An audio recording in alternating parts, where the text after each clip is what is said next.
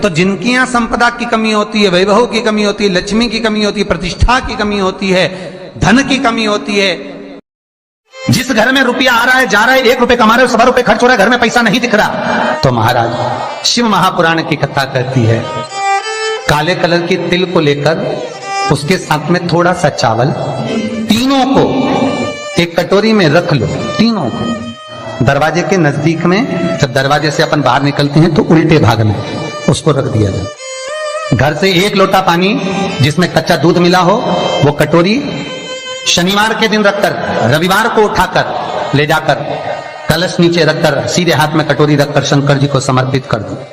वही तिल्ली, वही चावल का भात, वही जौ, जो आप चावल का धान बोलेंगे, धान, उसको लेकर दोनों भाग पर समर्पित कर दो। आते समय वो दोनों भाग पर चढ़ी हुई तीनों चीजें उठाकर लेकर आ जाइए। दुकान में, व्यापार में, व्यवसाय वाली जगह पर उसको रख दीजिए। और मेरा बहुओं से निवेदन है, बेटियों से निवेदन है, माताओं से निवेदन है, मान लो आपको कोई ब्राह्मण देवता ने कहा कि आपके यहाँ पितृदोष है,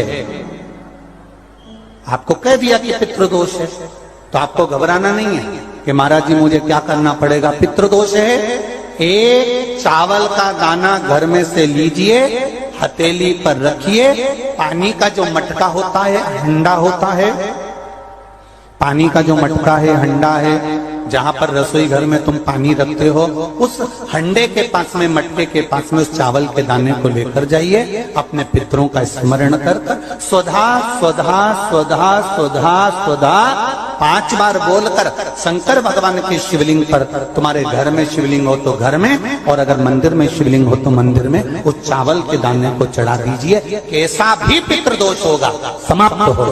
कितना सुंदर कहा है, पितृदोष काय से समाप्त होता है?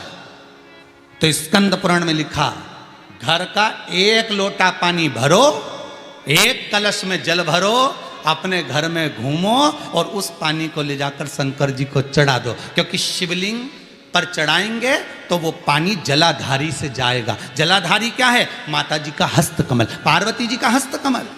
तो ये संपूर्ण, जब शिव परिवार वहीं पर है, तो तुम जब पानी चढ़ाओगे तो वो पार्वती को लगेगा, और पार्वती इतनी खुश होती है कि पितृलोक में अपने पितरों को कहती, अपने पिताजी को कहती है, पिताजी इसके घर का जल मेरे पास में आया है, इसके पितरों को दे देना। शिव महापुराण की कथा कहती है, अग्नि पुराण कहती है, स्कंद पुराण कहती है कि शंकर पर 1 लोटा अगर पानी आप प्रतिदिन चढ़ा रहे हो तो पितरों को तर्पण की भी जरूरत नहीं पड़ती, क्योंकि उनको पानी स्वयं पार्वती जी अपने पितृलोक में भेज देती है।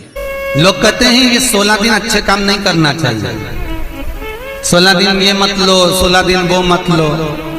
कौन सी पुराण में लिखा है? एक बार मुझे वो पुराण जरूर बताना कि 16 दिन ये सामान मत खरीदना, 16 दिन ये चीज मत लेना, क्योंकि शिव महापुराण में और शास्त्रों में वर्णन आता है कि 16 दिन श्राद्ध के हैं, ये पूर्वजों के हैं।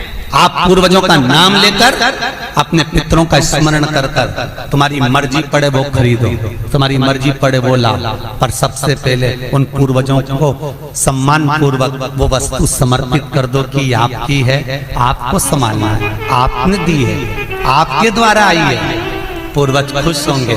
तुम्हें बढ़ता हुआ देखकर तो पितर खुद आशीर्वाद देते हैं। कौन माँ होगी जो अपने बच्चे को बद्दुआ देगी? कौन पिता होगा जो अपने बच्चों को बद्दुआ देगा? अगर माता पिता अपने बेटे को गाली भी देते हैं, बद्दुआ भी देते हैं, तो बाद में रोते हैं, आंख में से आंसू निकलती है। एक माँ अपने बेटे को चिल्ला देती है तो बाद में रोती है। तो क्या मरने के बाद पितर तुमको बद्दुआ देंगे? नहीं, पितर आशीर्वाद देते, बस इतना जरूर कहते हैं कि मैं छोड़ कर गया था रे, मैं तुझे देकर गया था रे, मुझे भूल क्यों गया, तू थोड़ा देता क्यों नहीं है, मेरे को अन्न का भाग देता क्यों नहीं है। बस वो याद करते हैं, वो आपसे मांगने की, क्योंकि आप उसके पुत्र हो, आप उसकी संतान हो, आप उसके वंश के हो, आपसे ललकता है उसको। भले कोई किस भाव से आए, उसका आदर हो, उसका सम्मान बड़े बेटे को करना चाहिए कि छोटे को करना चाहिए।